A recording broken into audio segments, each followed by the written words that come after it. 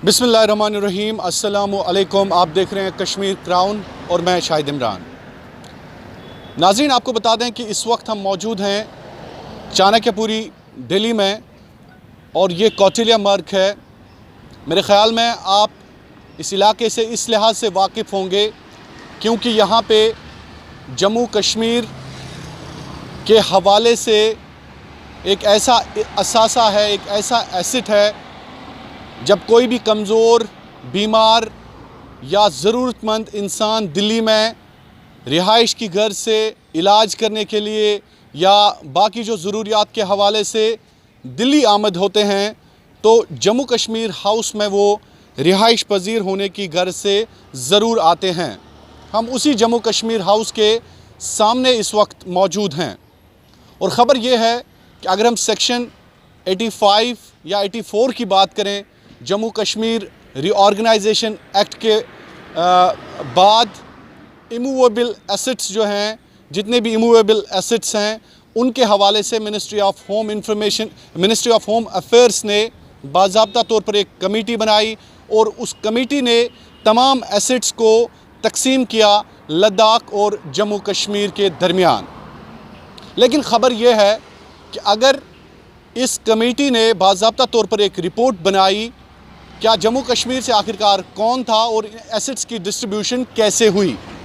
हमने जब यहाँ पे मुकीम कई एक लोगों से बात की जो अपने रिश्तेदारों का इलाज कराने के लिए जम्मू कश्मीर हाउस में मुकीम थे, तो उन्होंने सीधे तौर पर बताया कि इन एसेट्स की डिस्ट्रीब्यूशन के हवाले से वो नाराज़ दिखाई दे रहे हैं।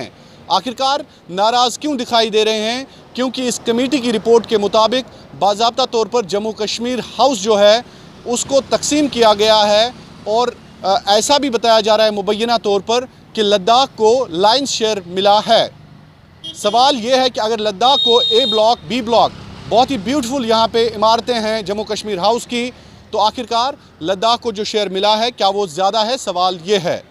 इसी तरह से इस एक्ट में यह भी कहा गया है कि चंडीगढ़ का जो जम्मू कश्मीर हाउस है वो लद्दाख के हवाले किया गया है। बॉम्बे में भी लगभग जो लद्दाख है उन्होंने अपना बराबर हिस्सा लिया है। सवाल ये है कि अगर दिल्ली, जो कि पूरे हिंदुस्तान की राजधानी है, जम्मू कश्मीर से गरीब, कमज़ोर या जो मुलाज़मीन होते हैं, दिल्ली किसी गर्ज से आते हैं, वो हमेशा यहाँ पे रुकने के लिए जम्मू कश्मीर हाउस का रुख करते हैं। आखिरकार जो आबादी 1 करोड़ और 20 लाख लोगों की हो, उनके लिए क्या ये शेयर ठीक है? ये सबसे बड़ा सवाल है। और दूसरी जानिब से लद्दाख, जहाँ पे आपकी आबादी सिर्फ चंद लाख हैं, क्या उनको इतना बड़ा शेयर मिलना चाहिए? ये भी हम सवाल आज उठा रहे हैं और ये सवाल जम्मू कश्मीर का हर शहरी आज मनोज सिन्हा, जो लेफ्टिनेंट गवर्नर है जम्मू कश्मीर के, उनसे पूछ रहे हैं। इसके बाद अगर जम्मू कश्मीर हाउस की बात करें, इसकी हिस्ट्री ये भी है कि आज तक लोगों ने यह भी इल्ज़ाम लगाया कि मीर कासिम जो हैं, गुलाम मोहम्मद बख्शी जो हैं या फ़ारूक अब्दुल्ला जो हैं, उन्होंने जम्मू कश्मीर के आम इंसान के साथ नाइंसाफ़ी की है। अगर हम रिक्रूटमेंट्स के हवाले से बात करें तो बाज़ाब्ता तौर पर हॉस्पिटैलिटी एंड प्रोटोकॉल डिपार्टमेंट इसका है। उनका मानना यह है कि फ़ारूक अब्दुल्ला, मीर कासिम और जो भी हुक्मरान आज तक आए हैं, उन्होंने कभी इस पर ध्यान नहीं दिया है कि क्या गैर मुल्की यानी नेपाल से भी लोग यहाँ पे मुलाजमत की गर्ज से जम्मू कश्मीर की तनख्वाहें लेते हैं और गैर रियासती बाशिंदे भी आज तक जम्मू कश्मीर की तनख्वाहें लेते रहे। आखिरकार क्या इस मामले में तहकीकात करने की ज़रूरत है या नहीं? आप देख सकते हैं बाकी जो भवन्स है, मेरे बिल्कुल अपोजिट में बिहार भवन है या उड़ीसा भवन है, बहुत सारे भवन्स हैं, वहाँ पे रिपोर्टेडली जो मुलाजमीन हैं वो लोकल्स होते हैं। लेकिन जम्मू कश्मीर जो हाउस है, यहाँ पे ये भी इल्ज़ाम लगाया गया अथॉरिटीज़ पे, ख़ासकर जम्मू कश्मीर के उन हुक्मरानों पर जो आज तक वहाँ पे हुकूमत चलाते रहे, लेकिन आज वो बुलंद बांग दावे कर रहे हैं कि 370 35A की हिफाजत के हवाले से क्या अगर किसी ने गैर रियासती या गैर मुल्की किसी फ़र्द या शख्स को यहाँ पे मुलाजमत की गर्ज से अपॉइंट किया है, क्या तब 370 के हवाले से उनको वो याद नहीं आई कि अगर वो किसी को अपॉइंट करेंगे उससे भी 370 को ख़तरा है? तो बहरहाल नाजरीन, इस वक्त सवाल सबसे बड़ा ये है, सवाल हम ये पूछ रहे हैं कि जम्मू कश्मीर की आबादी 1 करोड़ से ऊपर है, जबकि लद्दाख सिर्फ चंद लाख नफूस पर मुश्तमिल है। क्या ब्यूटीफुल बिल्डिंग्स जो हैं ब्लॉक ए, ब्लॉक बी और बाकी जो बिल्डिंग्स है वो लद्दाख के हवाले आखिरकार क्यों की गई हैं, ये सबसे बड़ा सवाल है। मज़ीद हम आपको दिखाएंगे जम्मू कश्मीर के जो एसेट्स हैं या बाकी इमूवेबल एसेट्स हैं उनके हवाले से क्या कुछ किया गया, वो भी हम इस रिपोर्ट में आपको बता देंगे। जहां एक तरफ मरकजी सरकार ने गुज़िश्ता साल 5 अगस्त दफा 370 को मनसूख कर दिया और रियासत को 2 हिस्सों में तकसीम कर दिया, तो वही दूसरी जानिब जम्मू व कश्मीर से बाहर हिंदुस्तान की मुख्तलिफ रियासतों में जम्मू व कश्मीर के असासों का भी बंटवारा किया जा रहा है। जराए से मालूम हुआ है कि रियासत पंजाब के चंडीगढ़ में वाक़ा जम्मू कश्मीर हाउस को भी लद्दाख के हवाले कर दिया गया है और इसी तरह से हिंदुस्तान की दारुल हुकूमत दिल्ली में भी जेके हाउस को लद्दाख और जम्मू व कश्मीर में तकसीम किया गया है और ज़्यादातर हिस्सा लद्दाख को दिया गया है, जबकि जम्मू व कश्मीर को एक बिल्डिंग दी गई है।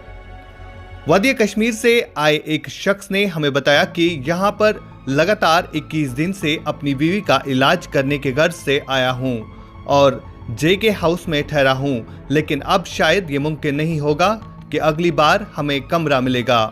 बहरहाल नाजरीन, इस रिपोर्ट को कंटिन्यू रखते हुए हमने ये मुनासिब जाना कि क्यों ना हम बात करें उन लोगों से जो लोग इस सहूलियत से मुस्तफ़ीद हो रहे हैं, क्योंकि अगर हम बीमार लोगों की बात करें तो अक्सर जो कमज़ोर या बीमार लोग होते हैं वो जेके हाउस आके यहाँ पे अपने रिश्तेदारों का या अपना इलाज कराने की गर्ज से दिल्ली में रुकते हैं और इसी जेके हाउस में ये अकोमोडेशन लेते हैं।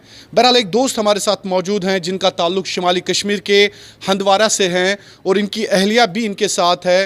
ये भी दिल्ली इस गर्ज से आए थे कि ये अपनी अहलिया का इलाज करा सके, लेकिन इन्हें अकोमोडेशन यहीं पे लिए हैं।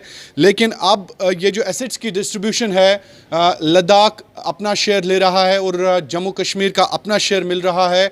आखिरकार ये किस हद तक सही है, ये आप सब लोगों को फैसला करना है। एक दोस्त हमारे साथ मौजूद है जी, अपना नाम बताएं। अस्सलाम वालेकुम। वालेकुम। अब्दुलरशीद हंदवारा रोज़ा गनीपुर तो गो आज ये लगभग 30 दोहस इन गे गन कह मिल आसाइशियत यह बन अगर नज बनत कुछ जाए वत पे बिहन रोडस पे ये हालात मतलब ये लूक बेहान रोडस पे रात रोंगने बह क्या कर अमिस खानदारी अगर बह रात पे मे कुछ जाए बे रोडस पे बिहन इन गे गन कह सहूलियत ये सत बनत तेल यह वनस सोन हक निवान ब्याख। देखिए नाजरीन, सबसे बड़ी बात यह है, ये हमारे दोस्त जो हैं जिनका ताल्लुक़ हंदवारा से है, इनकी अहलिया इनके साथ है। दिल की बात यह है कि ये जब इस जेके हाउस में अकोमोडेशन के लिए आते हैं रात गुजारने के लिए, या जिस तरह से ये अपने रिश्तेदारों या किसी का इलाज करने की गर्ज से दिल्ली आते हैं, तो ये घर जैसा माहौल यहाँ पे महसूस करते हैं। लेकिन अब जो एसेट्स की डिस्ट्रीब्यूशन है उसकी वजह से तारिक साहब का मानना है कि तारिक साहब आपका नाम है? अब्दुलरशीद साहब का मानना है, अब्दुलरशीद साहब ये मानते हैं कि ये इनके साथ नाइंसाफ़ी है, ये जम्मू कश्मीर के हर एक शहरी के साथ नाइंसाफ़ी है कि अगर जो एसेट्स डिस्ट्रीब्यूट हुए हैं उनकी वजह से इनके साथ ज़्यादती हुई है।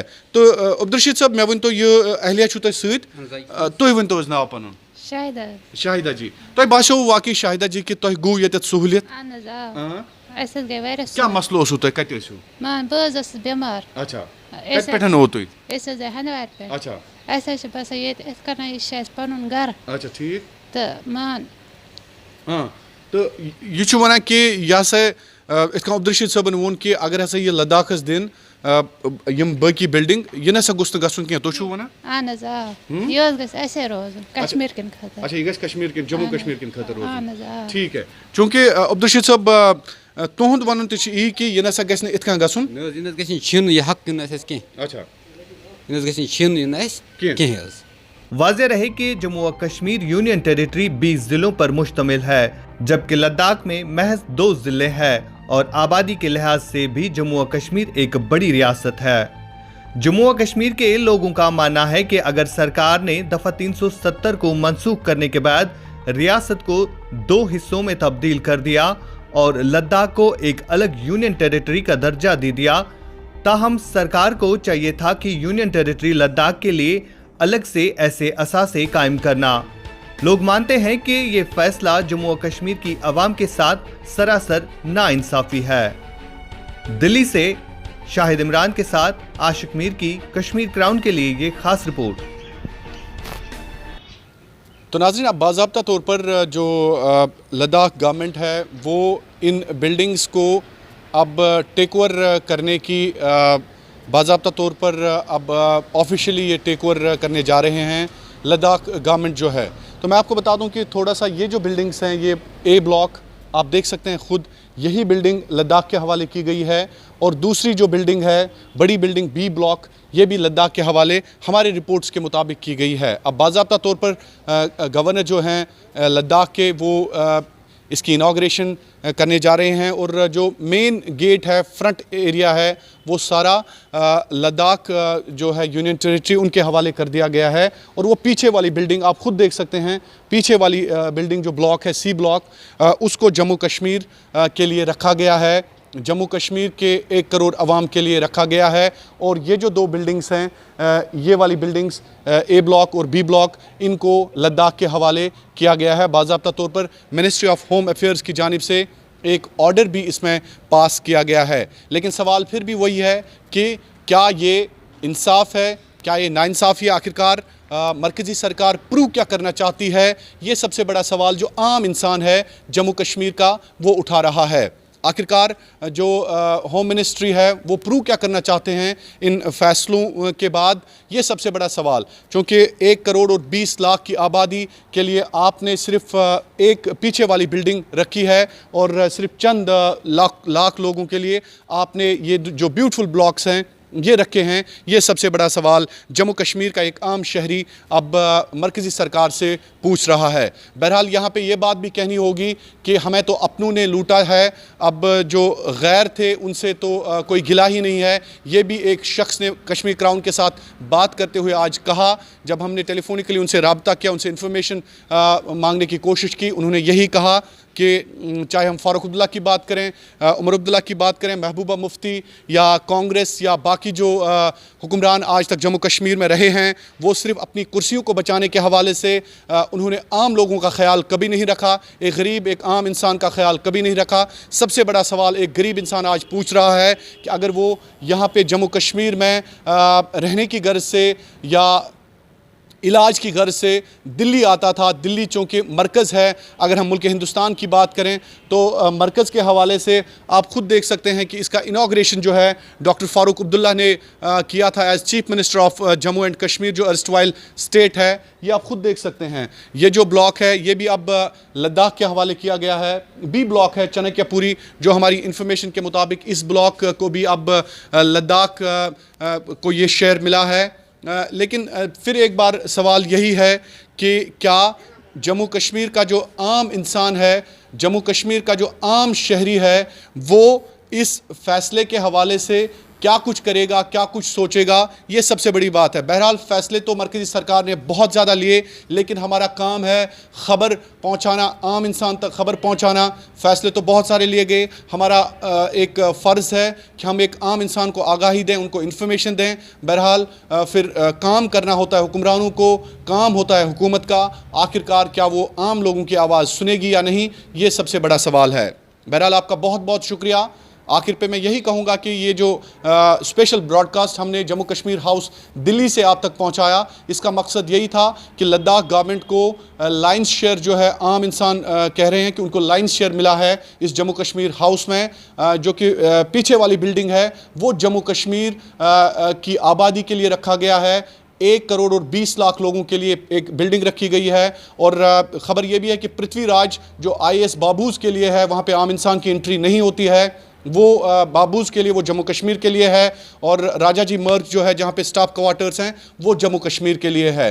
लेकिन सबसे एक आम इंसान की रिहाइश के हवाले से ये इम्पॉर्टेंट था, जो कौटिल्य मर्ग चाणक्यपुरी है, ये सबसे इम्पॉर्टेंट एक असासा था एक गरीब एक आम इंसान के लिए। IAS ऑफिसर तो कहीं पे भी बैठ सकता है, जो वहाँ के हुक्मरान DCs SSPs या बाकी अफसरान हैं, वो तो कहीं पर भी गुजारा कर सकते हैं, वो 5 स्टार होटल में रह सकते हैं। लेकिन ये जो JK हाउस है, ये जम्मू कश्मीर के एक आम इंसान का असासा है, ये जम्मू कश्मीर के उस गरीब इंसान का असासा है जिसने आज तक खून पसीना एक करके इन असासों को दिल्ली के साथ साथ मुंबई, चंडीगढ़ या बाकी जगहों पर तामीर कराया है। लेकिन हुक्मरान जो है वो बेईमान हो गए, रहबर जो हैं वो रहजन हो गए। सवाल ये पूछ रहा है एक आम इंसान आज जम्मू कश्मीर का। आपका बहुत बहुत शुक्रिया कश्मीर क्राउन के साथ जुड़ने के लिए।